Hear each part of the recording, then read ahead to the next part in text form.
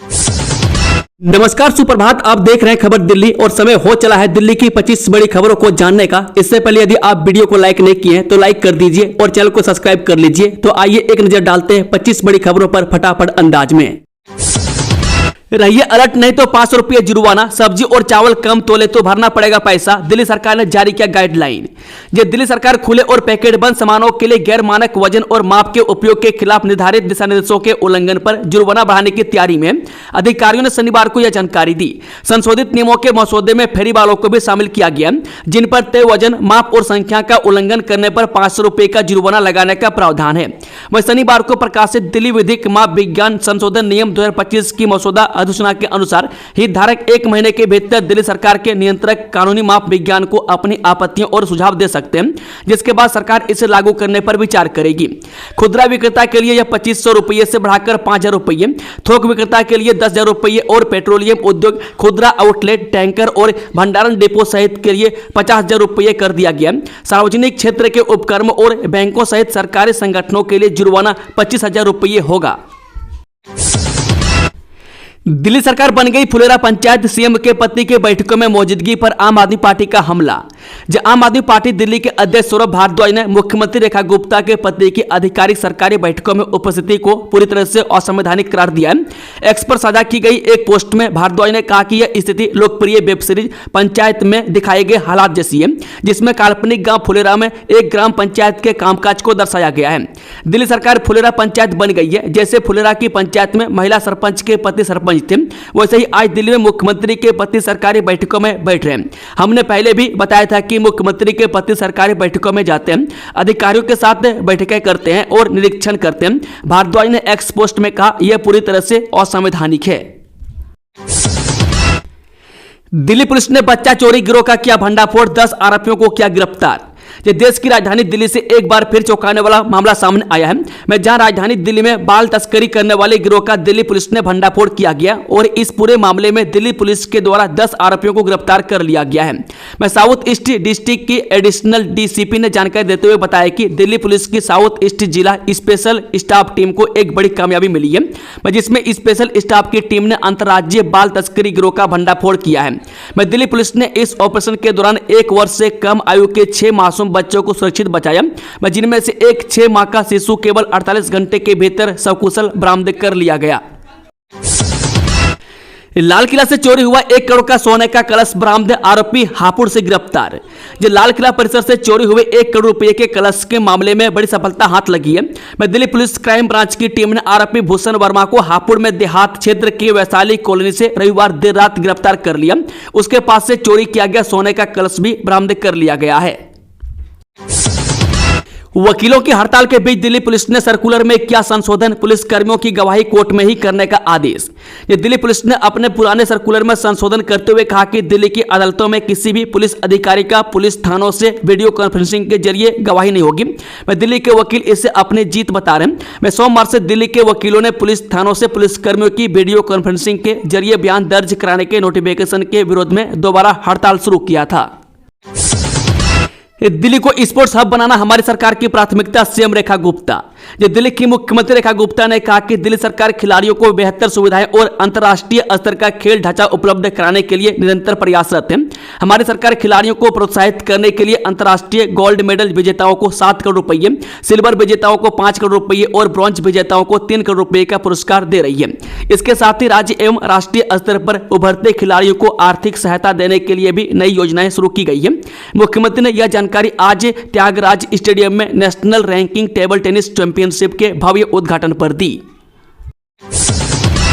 फरीदाबाद में बनेगा मुंबई की सेंट्रल मार्केट जैसा बाजार, क्या क्या होगा वहां सुविधाएं। जो फरीदाबाद सेक्टर 12 को मुंबई की सेंट्रल मार्केट के रूप में विकसित किया जाएगा। इसे लेकर हरियाणा शहरी विकास प्राधिकरण की ओर से योजना तैयार की गई है। योजना के तहत प्रस्तावित नाइट मार्केट में खाने पीने के विश्व स्तरीय फूड के साथ खरीदारी के लिए अनेक विकल्प उपलब्ध होंगे। नोएडा और ग्रेनो में 500 ई बसें चलाने की योजना में अटकाव, कहां फंसा पेंच।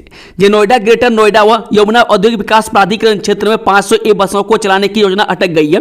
तीनों प्राधिकरण क्षेत्र में 500 ई बसें चलनी प्रस्तावित हैं। इनमें से 300 बसें नोएडा और बाकी 100 बसें ग्रेटर नोएडा तथा यमुना प्राधिकरण क्षेत्र में चलेंगी। इन बसों को 25 रूट पर चलाया जाना प्रस्तावित है। बसें चलाने के लिए विशेष प्रयोजन वाहन का गठन होना है। इसके लिए ग्रेनो प्राधिकरण ने कागजात नहीं दिए, इससे बसों को चलाने की प्रक्रिया आगे नहीं बढ़ पा रही है। दिल्ली वालों, ट्रैफिक चालान माफिया कम कराना, पहुंचिए लोक अदालत में, जानिए कब और कैसे। दिल्ली की सभी अदालतों में राष्ट्रीय लोक अदालत का आयोजन होने जा रहा है। इस अदालत में जनता अपने ट्रैफिक चालान या नोटिस के बकाया भुगतान को या तो माफ करा सकती है या फिर कम करा सकती है। यानी जनता अपने छोटे बड़े चालान को कम लागत में निपटा या रद्द करा सकती है। हालांकि इस दौरान कुछ गंभीर ट्रैफिक उल्लंघनों वाले मामलों पर विचार नहीं किया जाएगा। फरीदाबाद की यह सड़क 2 महीने रहेगी बंद, एलिवेटेड रोड का काम होगा तेज। जो फरीदाबाद जिले के बल्लभगढ़ में मोहना रोड पर निर्माणाधीन एलिवेटेड पुल के निर्माण में तेजी लाने के लिए एक बार फिर लोक निर्माण विभाग ने इस रोड को 2 महीने के लिए बंद कर दिया है। वहीं विभाग ने मुकेश कॉलोनी से ऊंचा गांव की पुलिया तक तैयार किए जाने वाले वैकल्पिक मार्ग को अब तक शुरू नहीं किया है। इससे लोगों को परेशानी बढ़ गई है। वह PWD के अधिकारियों ने दावा किया था कि मोहना रोड जब बंद किया जाएगा तो वैकल्पिक मार्ग शुरू कर दिया जाएगा। शनिवार को विभाग ने मोहना रोड चंदावली मोड़ के पास से बंद कर दिया। इसके अलावा मुकेश कॉलोनी की ओर से मंडी की ओर जाने वाला रास्ता भी पहले से ही बंद है। दिल्ली पुलिस ने निकाला नया सर्कुलर, हड़ताल के बाद वकीलों की यह मांग मंजूर। दिल्ली पुलिस ने एक सर्कुलर जारी कर सभी पुलिस अधिकारियों को साक्ष्य के रूप में अदालतों में शारीरिक रूप से उपस्थित होने का निर्देश दिया है। पुलिस कर्मियों को पुलिस थानों से वीडियो कॉन्फ्रेंसिंग के माध्यम से साक्ष्य देने की अनुमति देने वाली उपराज्यपाल के आदेश के खिलाफ वकील हड़ताल पर चले गए थे। दिल्ली के LG ने पिछले महीने दिए आदेश में पुलिस को थानों से ही अदालतों में साक्ष्य प्रस्तुत करने की अनुमति दी गई थी। नेपाल में फेसबुक यूट्यूब बैन पर जॉन जैड का बवाल, संसद में घुसे प्रदर्शनकारी, कई इलाकों में कर्फ्यू, 8 की मौत। जी, नेपाल में फेसबुक, व्हाट्सएप जैसे सोशल मीडिया प्लेटफॉर्म पर बैन को लेकर युवाओं में भारी बवाल है। वह खासकर जनरेशन जेड सड़कों पर उतर आया। वह विद्रोह की आंच इतनी तेज है कि यह काठमांडू में संसद भवन तक पहुंच गई है। राष्ट्रपति भवन समेत सभी प्रमुख जगहों पर कर्फ्यू लगा दिया गया। दरअसल नेपाल सरकार ने रजिस्ट्रेशन की शर्तें पूरी न करने पर यूट्यूब, फेसबुक, व्हाट्सएप जैसे सोशल मीडिया प्लेटफॉर्म पर बैन का फैसला किया था। उससे खासकर युवाओं में भारी उबाल है।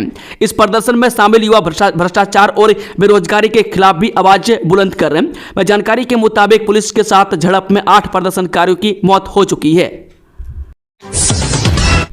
दिल्ली से यूपी बिहार के लिए चलेंगी स्पेशल ट्रेन, यात्रियों की मौज, वापसी का भी इंतजाम। त्योहारी मौसम में इस बार दिल्ली से यूपी बिहार जाने वालों की मौज हो गई है। इस बार ढेरों ट्रेन दिल्ली से यूपी बिहार के लिए चलाई जा रही है, जो कई चक्कर दिल्ली और यूपी बिहार के बीच लगाएंगी। इसी कड़ी में रेलवे ने गाड़ी नंबर 04454 या 04453 नई दिल्ली मानसी नई दिल्ली पूजा विशेष गाड़ी का संचालन घोषित किया है। यह गाड़ी नई दिल्ली से 29 सितंबर से 30 नवंबर तक प्रतिदिन और मानसी से 1 अक्टूबर से 2 दिसंबर तक प्रतिदिन 63 फेरों के लिए चलेगी। दिल्ली में बस से सफर करने वाले यात्री कृपया ध्यान दें, इस रास्ते से अब नहीं चलेंगी बसें। दिल्ली में अगर आप मेट्रो से सफर न करके बसों से सफर करना पसंद करते हैं तो यह खबर आपके लिए। दिल्ली के एक प्रमुख रास्ते पर चलने वाली बसों के रूट में बदलाव कर दिया गया है। ऐसे में यह बसें अब नए रास्ते से होकर जाएंगी। आपको बता दें कि दिल्ली परिवहन निगम की ओर से आज एक आदेश जारी किया गया है, जिसमें बताया गया है कि दिल्ली सहारनपुर राजमार्ग के दिल्ली भाग यानी अक्षरधाम जंक्शन से दिल्ली यूपी सीमा तक 6 लेन एक्सेस नियंत्रित राजमार्ग के विकास का काम होना है। डीयू छात्र संघ चुनाव का चुनावी बिगुल, NSUI ने बनाई रणनीति, छात्रों के मुद्दों पर जोर।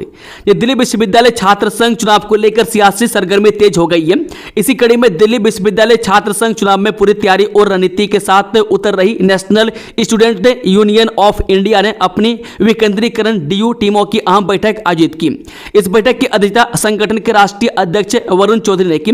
बैठक में तय किया गया कि इस बार चुनावी अभियान पूरी तरह से छात्रों की आवाज और उनके मूलभूत मुद्दों पर केंद्रित होगा। लाल किले पर सजेगा सोमनाथ मंदिर जैसा रामलीला मंच, एआई डबिंग से जुड़ेगी युवा पीढ़ी। जब विश्व प्रसिद्ध लव कुश रामलीला कमेटी ने इस साल की भव्य रामलीला के आयोजन की घोषणा कर दी है। 22 सितंबर से 3 अक्टूबर तक लाल किला परिसर में होने वाले इस आयोजन की तैयारियों को लेकर आज दिल्ली में प्रेस कॉन्फ्रेंस आयोजित हुई। खास बात यह रही कि प्रेस कॉन्फ्रेंस में श्री राम, माता सीता, भ्राता लक्ष्मण और प्रभु श्री हनुमान के किरदार निभाने वाले कलाकार अपने अपने परिधानों में मौजूद रहे। कार्यक्रम के दौरान कलाकारों का परिचय कराया गया। वहीं किंसुक वैद्य इस बार रामलीला में श्री राम की भूमिका निभाएंगे, जबकि डॉक्टर राजन शर्मा भ्राता और लक्ष्मण, रीनी आर्या माता सीता और मल्हार पांडे हनुमान जी के रूप में नजर आएंगे। इनकी उपस्थिति ने प्रेस वार्ता को रामलीला के मंचन जैसा जीवंत बना दिया। दिल्ली में 50 साल पुराने मंदिर परिसर में क्यों चला बुलडोजर, 15 दुकान भी क्या ध्वस्त। जी राजधानी दिल्ली में एक बार फिर पीला पंजा चला है। पूर्वी दिल्ली के गाजीपुर डेयरी फार्म इलाके में दिल्ली हाईकोर्ट ने आदेश पर बने 50 साल पुराने गोपाल कृष्ण जी मंदिर परिसर में बनी इमारत और 14 दुकानों को गिरा दिया गया है। मैं गाजीपुर डेयरी फार्म में बना गोपाल कृष्ण मंदिर जो लगभग 50 साल पुरानी है, पर हाईकोर्ट के आदेश पर परिसर में बनी इमारत को गिरा दिया गया। वहीं पुजारी का कहना है कि उनके पिताजी और वह खुद पिछले 35 सालों से भी ज्यादा समय से यहाँ पर सेवा दे रहे हैं और मंदिर 50 साल से भी ज्यादा पुराना है। प्रशासन ने 1 सितंबर को नोटिस लगाया जिसमें कहा गया है कि यह जगह 7 सितंबर तक खाली कर दी जानी चाहिए। हालांकि इस पूरी कार्रवाई में मुख्य मंदिर और मूर्तियों को कोई नुकसान नहीं पहुंचाया गया, लेकिन मंदिर परिसर में बने एक विशाल भवन को तोड़ दिया गया है जिसमें भंडारे एवं सांस्कृतिक आयोजन किया जा रहा था। कालकाजी सेवादार हत्याकांड, दिल्ली हाईकोर्ट के निर्देश से बीएनएसएस के तहत हो जांच और दे स्थिति रिपोर्ट, सीबीआई जांच की मांग। दिल्ली हाईकोर्ट ने कालकाजी मंदिर परिसर में सेवादार की हत्या के मामले में दिल्ली पुलिस को जांच के लिए भारतीय नागरिक सुरक्षा संहिता के तहत कार्रवाई करने का निर्देश दिया है। मृतक के भाई की याचिका पर कोर्ट ने पुलिस को नोटिस जारी कर स्थिति रिपोर्ट पेश करने को कहा है। याचिकाकर्ताओं ने जांच सीबीआई को सौंपने और मंदिर की सुरक्षा सीआरपीएफ को देने की मांग की है। अब दिल्ली में निर्माण स्थलों पर धूल नियंत्रण के लिए सख्त नियम, मानकों की संख्या 27 से घटाकर हुई 12। दिल्ली में अब निर्माण स्थलों पर धूल नियंत्रण के लिए सेंसर और विंड बैरियर जैसे नए उपाय किए जाएंगे। डीपीसीसी ने मानकों की संख्या 27 से घटाकर 12 कर दी है। डस्ट पोर्टल पर पंजीकरण अनिवार्य है और निर्माण स्थलों को धूल नियंत्रण के उपायों का पालन करना होगा। नए नियमों का उद्देश्य धूल प्रदूषण को कम करना और निर्माण कार्य को सुगम बनाना है। महापंचायत में मुंडका बकरवाला टोल का सर्वसम्मति से हुआ विरोध, आर पार की लड़ाई का ऐलान। जब मुंडका बकरवाला टोल के विरोध में बिंदापुर गांव में महापंचायत हुई, पालम 360 के प्रधान सुरेंद्र सोलंकी ने कहा कि टोल को लेकर आर पार की लड़ाई होगी। 13 सितंबर को टोल पर पंचायत का ऐलान किया गया जिसमें दिल्ली से लोग शामिल होंगे। सोलंकी ने नेताओं पर निशाना साधा। रिठाला के विधायक कुलवंत राणा ने समर्थन किया। दिल्ली सरकार ने राशन वितरण को लेकर लिया बड़ा फैसला, अब दुकानों के बाहर दिखानी होगी ये जानकारी। खाद्य आपूर्ति मंत्री मनजिंदर सिंह सिरसा ने अधिकारियों को मानसून में राशन वितरण बाधित न होने देने के निर्देश दिए। उचित मूल्य की दुकानें समय पर खोलने और आवश्यक जानकारी प्रदर्शित करने के लिए कहा गया है। सितंबर में राशन कोटे का 57% वितरित हुआ और ओएनओआरसी के तहत 1,45,610 प्रवासियों ने राशन प्राप्त किया। One nation one ration card योजना पर विशेष ध्यान दिया जा रहा है। अधिकारियों को निर्देश दिए गए हैं कि उचित मूल्य की दुकानें समय पर खोलें। उनके बाहर प्रदर्शन बोर्ड के जरिए अनिवार्य जानकारी प्रदर्शित की जाए जिसमें सतर्कता कमेटी के विवरण, श्रेणीवार पात्रताएं, स्टॉक की स्थिति, लाभार्थियों की संख्या, हेल्पलाइन नंबर और अन्य तथ्य शामिल हैं। साथ ही one nation one ration card योजना के तहत पात्रता की जानकारी प्रमुखता से दिखाई जाए। एनयू में अभी भी घूम रहे तेंदुए छात्रों को दहशत का माहौल, वन विभाग ने लगाया पिंजरा और कैमरा टैप। जवाहरलाल नेहरू विश्वविद्यालय परिसर में तेंदुए की आशंका से दहशत है। कावेरी हॉस्टल के एक छात्र ने तेंदुआ देखने का दावा किया जिसके बाद प्रशासन ने सतर्कता बरतने की सलाह दी है। दरवाजे खिड़कियां बंद रखने, समूह में चलने और सार्वजनिक स्थलों पर रोशनी रखने के निर्देश दिए गए। वन विभाग ने पिंजरा और कैमरे लगाए हैं, हालांकि अभी तक तेंदुए की पुष्टि नहीं हुई है। पंजाब बाढ़ पीड़ितों के लिए दिल्ली सरकार ने दिखाई दरिया दिल्ली, 52 ट्रकों का राहत काफिला रवाना। दिल्ली भाजपा ने पंजाब में बाढ़ पीड़ितों के लिए राहत सामग्री भेजी। 52 ट्रकों के काफिले को दिल्ली भाजपा कार्यालय से रवाना किया गया। वीरेंद्र सचदेवा ने कहा कि दिल्ली वासियों ने पंजाब के साथ खड़े होने का संकल्प लिया है। राहत सामग्री में बर्तन, मच्छरदानी, कंबल, दवाइयों और जूते शामिल हैं। दिल्ली सरकार ने भी पंजाब मुख्यमंत्री राहत कोष में 5 करोड़ रुपए की सहायता राशि दी है। सरोजनी नगर में बहुमंजिला पार्किंग बनकर तैयार, लोगों को इसका लाभ कब मिलना होगा शुरू। सरोजनी नगर मार्केट में 650 वाहनों की क्षमता वाली बहुमंजिला पार्किंग बनकर तैयार है, लेकिन संचालन शुरू नहीं हुआ है। मेट्रो स्टेशन के पास बनी इस पार्किंग से ग्राहकों को राहत मिलेगी और बाजार में भीड़ कम होगी। एनबीसीसी के निर्माण कार्य के कारण बाजार में यातायात का दबाव बढ़ गया है। दुकानदारों को उम्मीद है कि त्योहारी सीजन से पहले पार्किंग शुरू हो जाएगी। दिल्ली एनसीआर में अब रियल टाइम में होगी प्रदूषण की निगरानी, कचरे से बिजली बनाने वाली कंपनी पर रहेगी नजर। ये दिल्ली एनसीआर समेत देश भर में कचरे से बिजली बनाने वाले प्लांट्स पर अब प्रदूषण के 6 मानकों की निगरानी होगी। केंद्रीय प्रदूषण नियंत्रण बोर्ड ने 3 महीने में रियल टाइम मॉनिटरिंग का फ्रेमवर्क तैयार करने के निर्देश दिए हैं। इससे प्रदूषण के स्तर में बढ़ोतरी का तुरंत पता चल सकेगा और उसे रोकने के उपाय किए जा सकेंगे। दोस्तों, खबरों का सिलसिला समाप्त होता है। अगर जानकारी पसंद आई तो वीडियो को लाइक, शेयर, चैनल को सब्सक्राइब जरूर कर लें और कमेंट बॉक्स में अपना फीडबैक देना ना भूलें। Thank you, all the best, जय हिंद,